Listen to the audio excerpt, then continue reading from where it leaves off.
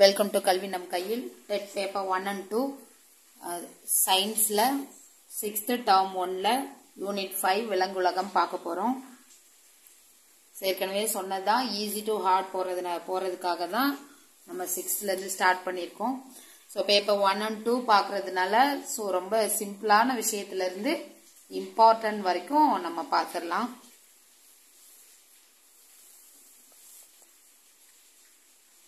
So வாழிடங்களில் காணப்படும் வகைகள் அங்க இருக்கிற வேறுபாடுகளை தான் நம்ம என்ன சொல்லுவோம் அப்படின்னா பல்லுயிர் தன்மை அப்படின்னு சொல்லுவோம். அதாவது இந்த பாலைவனம், காடுகள், அதாவது வாழிடங்கள் எல்லாமே அங்க இருக்கிற பல்வேறுபட்ட சூழ்நிலைகள் எல்லாத்தையும் உள்ளடக்கியது தான் என்னது அப்படின்னா பல்லுயிர் தன்மை. அடுத்து ஒரு செல் கொண்டவை பாரமீசியம், அமீபா, கிளாமிடோமோனஸ், யூக்ளினா இதெல்லாம் ஒரு செல் உயிரிகள். அடுத்து பல செல் உயிரிகள்ல நிறைய இருக்கு. இது எல்லாமே பல செல் தான், நம்மளுக்கு இதெல்லாம் தெரியும். இதுல ஒட்டகத்துக்கு வந்து நீண்ட கண் இமை முடி நீளமா இருக்கும். வியர்வை சுரப்பிகள் இல்லாத உயிரினம் எதுனா ஒட்டகம். ஒட்டகத்தோட திமில் எதுக்கு பயன்படுதுன்னா அந்த கொழுப்பை சேகரிச்சு வைக்கிறதுக்கு பயன்படுது. இதோட பாதம் ரொம்ப தட்டையா இருக்கும், கால்கள் ரொம்ப நீளமா இருக்கும். அதனால தரையை விட்டு இதோட உடம்பு உயரமா இருக்கும் அந்த ஹீட்டை சமாளிக்கிறதுக்காக. இதோட தோல் வந்து ரொம்ப தடிமனா இருக்கும், தடிப்பா இருக்கும், வெயில தாங்கிக்கிறதுக்காக. அதிக அளவு இதை வந்து நீரை வந்து சேமிச்சு வச்சுக்கும். அடுத்து தகவமைப்புல இப்போ ஓணான் அப்படின்னா அசைக்கக்கூடிய கண்ணிமைகள் ஓணானுக்கு இருக்கும், பல்லிக்கு இருக்கும். இது செதில்களால் ஆன தோல் இருக்கும். பறவைகளுக்கு இறக்கை உறுதியான மார்பு தசை இருக்கும், எடை குறைவான எலும்பு இருக்கும். ஸோ அந்த பறக்கும் போது ஏற்படுற அழுத்தத்தை சமாளிக்கிறதுக்காக மார்பு தசை வந்து ரொம்ப உறுதியா ஸ்ட்ராங்கா இருக்கும். இல்லைன்னா ஹார்ட் எப்படி சொல்றது இதயம் பிரச்சனை ஆயிடும். ஸோ அதனால எடை குறைவான அந்த அழுத்தத்துல ரத்த குழாய்கள்லாம் வெடிச்சிரும். அதுக்காக தான் ரொம்ப ஸ்ட்ராங்கான தசைகளா இருக்கும். எடை குறைவான எலும்பு பறக்கிறதுக்கு ஏதுவா இதோட எடை வந்து எலும்பு வந்து எடை குறைவா இருக்கும். அடுத்து மீன் அப்படின்னா படகு போன்ற உடல் அமைப்பு. பறவை, மீன் ரெண்டுமே படகு போன்ற உடல் அமைப்பு தான். அதுல துடுப்பு இருக்கும், அதாவது அந்த வால் தான் துடுப்புன்னு சொல்லுவோம். இதுல வால் பகுதி தான் துடுப்பு. திசை திருப்புறதுக்கு ரெண்டுத்துலயுமே அதுதான் உதவி செய்யும். இது வந்து செவுள்களால சுவாசிக்கும். ஸோ அந்த செவுள் வந்து நீர்ல கரைஞ்சிருக்கிற ஆக்சிஜனை உறிஞ்சி எடுத்துக்கும். சிங்கப்பூர்ல இருக்கிற ஜீராங் பூங்கா, இந்த சிங்கப்பூர்ல ஜீராங் பூங்கால இருக்கிற பூங்கால வந்து பறவைகள் பூங்கா. அதுல வந்து பெங்குயின் பறவைகளை வந்து ஒரு பெரிய ஐஸ் கட்டியெல்லாம் வச்சு கண்ணாடி பெட்டிகளை வச்சு அதோட டெம்பரேச்சர் 0 டிகிரி இல்லைன்னா அதோட கம்மியாவும் வச்சு பெங்குயினை வந்து அங்க வளர்த்துட்டு இருக்காங்க, பராமரிச்சிட்டு இருக்காங்க.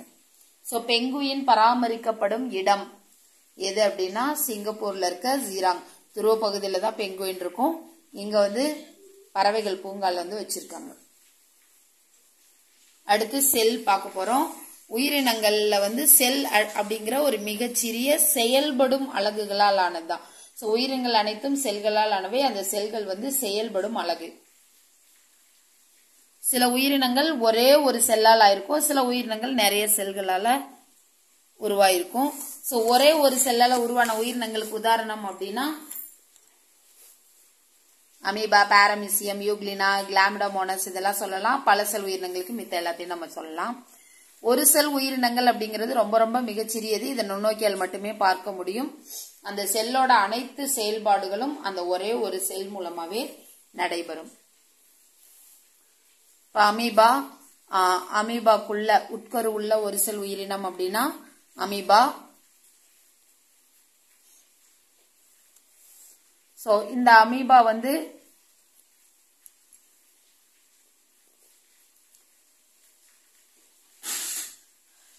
உணவு குமிழ் மூலமா செரிமானம், நுண்குமிழ் மூலமா கழிவு நீக்கம் நடைபெறுது. அமீபாவோட சுவாசம் வந்து பரவல் முறையில வந்து நடைபெறுது. சுவாசித்தல் வந்து பரவல் முறை, ஞாபகத்துல வச்சுக்கணும்.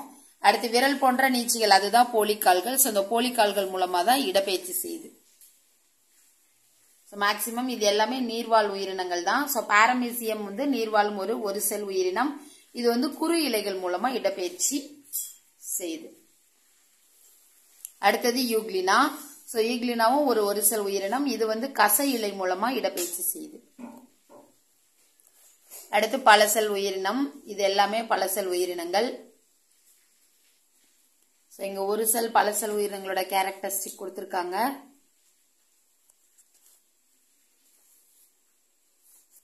அப்படியே பாத்துக்கலாம். இது நுண்ணுக்கில மட்டும்தான் பார்க்க முடியும். இது சாதாரண கண்ணிலையும் பார்க்க முடியும். இதுக்கு வந்து உறுப்பு மண்டலங்கள்லாம் இருக்காது. ஏன்னா ஒரே ஒரு செல் தான். இதுக்கு தனித்தனியா இருக்கும். இதெல்லாம் ஒரு செல், இதெல்லாம் பல செல். ஒரு செல்லே வாழ்க்கை செல்கள் அனைத்தையும் மேற்கொள்ளுது. இது ஒவ்வொன்றுக்கும் தனித்தனியா செல் தொகுப்பு இருக்கும். அடுத்தது வாழ்வதற்கேற்ப தங்கள் உடலில் பெற்றுள்ள சிறப்பு அமைப்புகள் தான் தகவ அமைப்புகள்.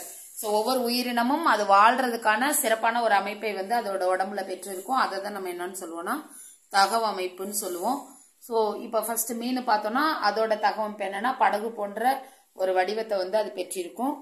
அது ஈஸியா வந்து மூவ் பண்றதுக்கு செவுள் அப்படிங்கிற உறுப்பு மூலமா அது வந்து என்ன பண்ணும் அப்படின்னா நீர்ல கரைந்திருக்க ஆக்சிஜனை வந்து உறிஞ்சிக்கிறோம். சோ செவுள் மூலமா நீர்ல கரைந்திருக்க ஆக்சிஜனை வந்து உறிஞ்சிக்கொள்ளும். அடுத்து வளவளப்பான செதில்கள். செதில்கள் எதுக்கு பயன்படுதுன்னா உடலை பாதுகாக்கிறதுக்கு. சோ செவுள் வந்து சுவாசிக்க, செதில் வந்து உடலை பாதுகாக்க. நீந்துறதுக்கு எதை பயன்படுத்தும் அப்படின்னா துடுப்புகளை பயன்படுத்தும். இதுதான் துடுப்பு. இது வந்து வால் துடுப்பு. சோ இதுல வால் துடுப்பு எதுக்கு பயன்படுதுன்னா திசை திருப்புறதுக்கு பயன்படுது. உடல் சமநிலை பெறதுக்கும் வால் துடுப்பு தான் பயன்படுது. அடுத்து இருவாழ்வி அப்படின்னா நிலம் நீர் ரெண்டுத்திலயுமே வாழ்றத வந்து நம்ம இருவாழ்வின்னு சொல்லுவோம். இப்ப இந்த இருவாழ்விகள் எல்லாம் வந்து இளம் உயிரி நிலையில செவுள்கள் மூலமா சுவாசிக்கும். முதிர் உயிரி நிலையில தோல் மூலமாவோ வாய்க்குழி மூலமாவோ நுரையீரல் மூலமாவோ சுவாசிக்கும். அப்ப செவுள் அப்படின்னா தண்ணிக்குள்ள, இதெல்லாம் தண்ணிக்கு வெளியில. அப்ப இதுல இருந்து என்ன தெரியுதுன்னா இளம் உயிரிகள் மேக்சிமம் இருவாழ்விகள்ல தண்ணிக்குள்ளதான் இருக்கு. அது வளர்ந்ததுக்கு அப்புறம் தான் நிலத்துக்கு வருது. அடுத்து பல்லிகள். சோ பல்லிகள் மீன்ஸ் அந்த பல்லிகளோட வகைகள் எல்லாமே, பல்லி இனம் எல்லாத்தையும் சேர்த்துதான் இங்க சொல்லியிருக்காங்க. நம்ம சோகத்துல ஓடுற பள்ளி மட்டும் நினைச்சிடக்கூடாது. சோ இப்ப வெப்பமண்டல பகுதிகளில் வாழக்கூடிய பல்லிகள் வந்து 4 கால்களால் நடக்கக்கூடியவை. இவற்றின் கால்கள் வலிமை வாய்ந்தவை. அதாவது அந்த டைனோசர் மாதிரி. சோ இது எல்லாமே வந்து பல்லி இனங்கள் எல்லாமே, பச்சோந்தி எல்லாமே பள்ளி தான். சோ அந்த பல்லி இனங்கள்ல 4 கால்களால் நடக்கக்கூடியது, ஊர்வன கிடையாது. இது நடக்கிற பள்ளி. அடுத்து சில பல்லிகள் 2 கால்களால் ஓடக்கூடியவை. சில பல்லிகள் வந்து 2 கால்ல ஓடக்கூடியவை. இதுவும் டைனோசர்ல சில டைப்ஸ் தான். சில பல்லிகள் தலை இணைப்பு மூலமாக தலையை முழுமையாக சுழற்றும் தன்மை கொண்டவை. அதாவது ஓணான் இந்த பல்லி வகை, சில பல்லிகள்ங்கிறது இங்க ஓணான் நம்ம சொல்லலாம். அடுத்து பொதுவா இந்த பல்லி வகைகள் எல்லாமே நுரையீரல்கள் மூலமா சுவாசிக்கின்றன. அடுத்து இரையை இழுத்து பிடிக்க நாக்குல வந்து நீட்சி பகுதிகள் வந்து இருக்கு. சில பல்லிகளுக்கு விரலடை ஜவ்வு இருக்கு, அதாவது டைனோசர் போல இருக்கிறதுக்கு. சில பல்லிகள் பறக்கும் தன்மையையும் பாதுகாப்புடன் தரை இறங்கக்கூடிய தன்மையையும் பெற்றுள்ளன. சோ பறக்கும் பல்லிகள்னா இந்த டிராகோ பல்லிகள் நம்ம அதை பார்த்திருப்போம் வெப்சைட்ல. அந்த பல்லிகள்லாம் பறக்கும் தன்மையுடைய பல்லிகள். அடுத்து பறவைகள். பறவைகளோட உடலும் படகு போன்ற உடல் அமைப்பு. இந்த அமைப்பு இருக்கிறதுனால அதோட எடை வந்து குறைந்த அளவா இருக்கிறதுனால தடை வந்து கம்மியா இருக்கிற மாதிரி இருக்கும். படகு போன்ற உடல் அமைப்பு இருக்கிறதுனால வெயிட்டை வந்து இது சமப்படுத்தி காட்டும்.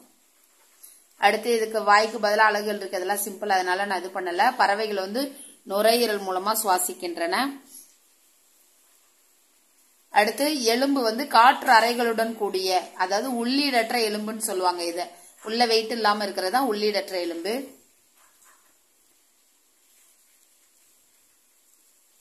அடுத்து பறக்கும் போது ஏற்படுற அந்த அழுத்தத்தை சமாளிக்கிறதுக்கு தான் வலிமை மிக்க மார்பு தசை இருக்கும் அதுக்கு. இல்லைன்னா அந்த அழுத்த வேறுபாடு காரணமா நம்மளோட ரத்த குழாயெல்லாம் வெடிச்சிரும், பறவையோட ரத்த குழாயெல்லாம். ஒரே சமயத்துல 2 கண்களால 2 வேற வேற பொருட்களை வந்து பறவையால பார்க்க முடியும். சோ இதை தான் நம்ம என்னன்னு சொல்லுவோம்னா இருவழி பார்வைன்னு சொல்லுவோம். சோ அப்ப இருவழி பார்வை எதுக்கு இருக்கும்னா பறவைகளுக்கு இருக்கும். அடுத்து பருவநிலை மாறுபாட்டின் காரணமா ஓரிடத்துல இருந்து இன்னொரு இடத்திற்கு போறதுதான் வலசை போதல்னு சொல்லுவோம். தமிழ்நாட்டுல வேடந்தாங்கல், கோடியக்கரை, கூடன்குளம் ஆகிய இடத்துல வந்து பறவைகள் சரணாலயம் இருக்கு. இதுல வேடந்தாங்கல் பறவை சரணாலயத்துக்கு வந்து சைபீரியா, ரஷ்யா இந்த நாட்டுல இருந்தெல்லாம் பறவைகள் வந்து வலசை பறவைகள் வந்து வருது. அந்த மாதிரி வலசை போற பறவைகளுக்கு என்ன பேருனா வலசை போகும் பறவைகள், அவ்வளவுதான். அடுத்து ஒட்டகம். ஒட்டகத்திற்கு வந்து அது வெப்பமான பகுதியில வாழ்றதுக்குரிய தகவமைப்பு என்னென்ன அப்படின்னா நீண்ட கால்கள், அதாவது உடல் வந்து சற்று உயரத்துல இருக்கிறதுக்காக கால்கள் நீளமா இருக்கும். இன்னொன்னு என்னன்னா அது தண்ணி வந்து அதோட உடம்புல சேமிச்சு வச்சுக்கும். பிளஸ் அதுக்கு வந்து தண்ணியை சேமிச்சு வச்சுக்கும். அதுக்கு சிறப்பான தகவமைப்பு என்ன அப்படின்னா அதோட சிறுநீர் வெளியேற்றும் அளவு வந்து ரொம்ப கம்மியா இருக்கும். அதே மாதிரி ஒட்டகத்தோட சாணம் வந்து ரொம்ப ட்ரையா தான் இருக்கும். பிளஸ் வியர்வையே வெளியேறாது ஒட்டகத்துல இருந்து. சோ அப்ப வியர்வை வெளிவராத, வியர்வை சுரப்பி இல்லாத விலங்கு எதுனா ஒட்டகம். அது இது உடம்புல இருந்து கொஞ்சமான நீரையே வெளியேற்றதுனால அது ரொம்ப நாள் தண்ணி குடிக்காம கூட அதோட வாழ முடியும். அடுத்து ஒட்டகம் வந்து திமிழ் பகுதியில தான் கொழுப்பை சேர்த்து வைக்கும். சோ ஆற்றல் தேவைப்படும் போது அந்த கொழுப்பை சிதைச்சு இது வந்து ஆற்றல் எனர்ஜி வந்து எடுத்துக்கும். அடுத்து பாலைவன கப்பல் என அழைக்கப்படுவது எது அப்படின்னா ஒட்டகம். அந்த புழுதி புயல்ல இருந்து எது பாதுகாக்குதுன்னா கண் இமைகள், ரோமங்கள் தான் வந்து புழுதி புயல்ல இருந்து அதோட கண்ணையும் காதையும் பாதுகாக்குது. ஒட்டக அந்த புழுதி புயல் ஏற்படும் போது அதோட நாசி துவாரங்களை வந்து இது மூடிக்கும். அதனால அது வந்து தூசி வந்து உள்ள போறத வந்து தடுக்குது. இதுதான் ஒட்டகத்தோட சிறப்பமைவு. அடுத்து குளிர்கால உறக்கம், கோடைகால உறக்கம். அதாவது அதிகப்படியான குளிரை தவிர்க்கிறதுக்காக தூங்குற உறக்கத்துல ஈடுபடுறதான் வந்து குளிர்கால உறக்கம் சொல்லுவோம். சோ ஆமை, தவளை இதெல்லாம் குளிர்கால உறக்கம் இருக்கும். அடுத்தது வந்து கோடைகால உறக்கம் வந்து அதிகப்படியான வெப்பத்தை தவிர்க்கிறதுக்காக உறக்க நிலைக்கு செல்லும். அதுதான் கோடைகால உறக்கம். எடுத்துக்காட்டு வந்து நத்தை. நத்தை வந்து அதோட ஓட்டுக்குள்ள போயிடும் கோடை காலத்துல எல்லாம். குளிர்காலத்துல மட்டும்தான் அதை விட்டு வெளியில வரும். அடுத்து உங்களுக்கு தெரியுமா கங்காரி எலி வந்து நீர் அருந்துவதே இல்லை. இது தான் உண்ணும் விதைகளிலிருந்து நீரை பெறுகிறது. சோ இப்ப நம்ம ரெண்டு பார்த்துட்டோம். வியர்வை சுரப்பிகளே இல்லாத விலங்கு ஒட்டகம். நீரே அருந்தாத விலங்கு எதுனா கங்காரி எலி.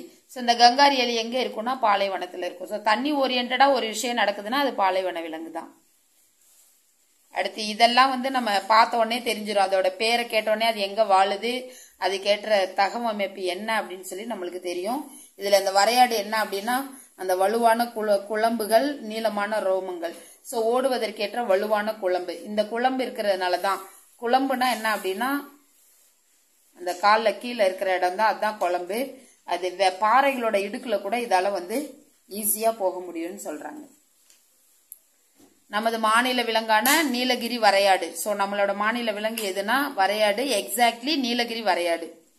அது வந்து அந்த பாறைகளோட இடுக்குகள்ல கூட மிக எளிதா நுழைந்து அந்த உடலோட சமநிலையை வந்து இது பண்ணி இலைகளை வந்து சாப்பிடுதுன்னு சொல்றாங்க. அதாவது சமமா இல்லாம பாறை எப்படி இருக்கும்னு நம்மளுக்கு தெரியும். சோ அந்த பாறை இடுக்குல கூட அது நின்று சாப்பிடுதுன்னு சொல்றாங்க. அடுத்து புக் பேக் ஆன்சர். உயிருள்ள பொருட்கள் அல்லது உயிரினங்களை பற்றி படிப்பது உயிரியல். உயிருள்ளவைகளோட பண்புகள் இது எல்லாமே. அடுத்து பல்லிகள் எதன் மூலம் சுவாசிக்கின்றன அப்படின்னா நுரையீரல்கள் மூலம். அடுத்து அனைத்து விலங்குகளுக்கும் தேவையானது காற்று, உணவு, நீர், மூணுமே வேணும். அடுத்து செவுள்கள் சுவாச உறுப்பா பெற்றிருக்க விலங்கு எதுனா மீன்.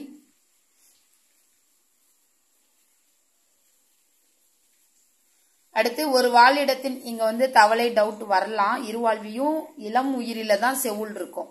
வளர்ந்ததுக்கு அப்புறம் அது வந்து நுரையீரல் மூலமா சுவாசிக்க ஆரம்பிச்சிடும். இது சுவாச உறுப்பே எதுனா மீன் தான். மீனுக்கு வந்து எப்பயுமே சுவாச உறுப்பு செவுள் தான். அதனாலதான் நம்ம மீனை ஃபர்ஸ்ட் ஆப்ஷனா வச்சிருக்கோம். அடுத்து உயிர்காரணிகளை மட்டும், உயிர்காரணிகள் உள்ள தொகுப்புனா இதுதான். இதுல இது உயிரற்ற காரணி, இதுல இது உயிரற்ற காரணி, இதுல இது உயிரற்ற காரணி. சோ இதுல வந்து இது எல்லாமே உயிருள்ள காரணி. தாவரங்களுக்கும் உயிர் உண்டு, நம்மளுக்கு தெரியும். அடுத்து எதை வாழிடமா சொல்ல முடியாதுன்னா இததான் சொல்ல முடியாது. ஏன்னா இது வந்து மேய்ச்சலுக்கு பயன்படுற இடம், அவ்வளவுதான். சோ அது தங்குற இடம் தான் வாழிடம். அடுத்து பறவைகள் காற்றில் பறப்பதற்கு உதவி செய்வது எது? உள்ளீடற்ற மற்றும் லேசான எலும்பு. இதுதான் காற்றில் பறக்கிறதுக்கு உதவி செய்யுது. பாரமீசியம் எதன் மூலமா இடப்பெயர்ச்சி செய்யுதுன்னா குறு இலை மூலமா. கங்காரு எலி வசிப்பது பாலைவனத்துல. அடுத்து கோடிட்ட இடம். நீர்நிலைகள், பாலைவனங்கள், மலைகள் இதெல்லாமே வாழிடங்கள். அதை நம்ம பல்லுயிர் தன்மைன்னு சொல்லுவோம். செல்களோட எண்ணிக்கை அடிப்படையில ஒரு செல் பல செல்னு இருவகைப்படுத்தலாம். பறவைகளோட வால் திசை திருப்பும் கட்டையாக செயல்பட்டு திசை திருப்பி பறப்பு இருக்கு. திசை திரும்பி இல்ல திசை திருப்பி பறப்பதற்கு உதவுகிறது. அமீபா போலிக்கால் உதவியுடன் இடப்பெயர்ச்சி செய்கிறது. அடுத்து சரியா தவறா? ஒரு உயிரி வாழக்கூடிய அல்லது வசிக்கக்கூடிய இடம் வாழிடம். சரி. அடுத்து இது எல்லாமே ஒரே மாதிரியா இருக்குன்னு சொல்றாங்க. புவியின் அனைத்து இடங்களிலும் புவியியல் அமைப்பு, சுற்றுச்சூழல் எல்லாமே ஒரே மாதிரியா இருக்காது. சில இடம் உயரமா இருக்கும், பள்ளமா இருக்கும், ஹீட்டா இருக்கும், ஜில்லுன்னு இருக்கும், மாறி மாறி தான் இருக்கும். ஒரு செல் உயிரியான அமீபா போலிக்கால்கள் மூலம் இடப்பெயர்ச்சி செய்கிறது. சரி. பறவைகளால் ஒரு நேரத்தில் ஒரு பொருளை மட்டுமே பார்க்க முடியும். இல்ல, அதோட 2 கண்கள் மூலமா இருவேறு பொருட்களை ஒரே நேரத்தில் அதால பார்க்க முடியும். பாரமீசியம் பல செல் உயிரின்னு கொடுத்திருக்காங்க. அது ஒரு செல் உயிரி. அடுத்து மலைக்காடுகள், புல்வெளிகள் மற்ற பாலைவனங்கள் இதெல்லாம் நிலவாழிடம் சொல்லலாம், இல்லைன்னா பல்லுயிர் தன்மைன்னு சொல்லலாம். ஒரு செல்லான உயிரினங்கள் ஒரு செல் உயிரி அப்படின்னு சொல்றோம். மீனோட சுவாச உறுப்பு செவுள். கால்களில் உள்ள வலை நகங்களின் மூலம் பல்லிகள் தரைகளில் வேகமாகவோ இல்ல இறுக பற்றி கொள்ளவோ முடியும். ஒட்டகங்கள் தங்கள் திமில்களில் கொழுப்பை சேமிக்கின்றன. சோ இதோட இந்த லெசன் கம்ப்ளீட் ஆகுது. அடுத்த லெசன் 6வது பாடம் உடல் நலமும் சுகாதாரமும். நாம இதுல பார்க்கலாம். தேங்க்யூ.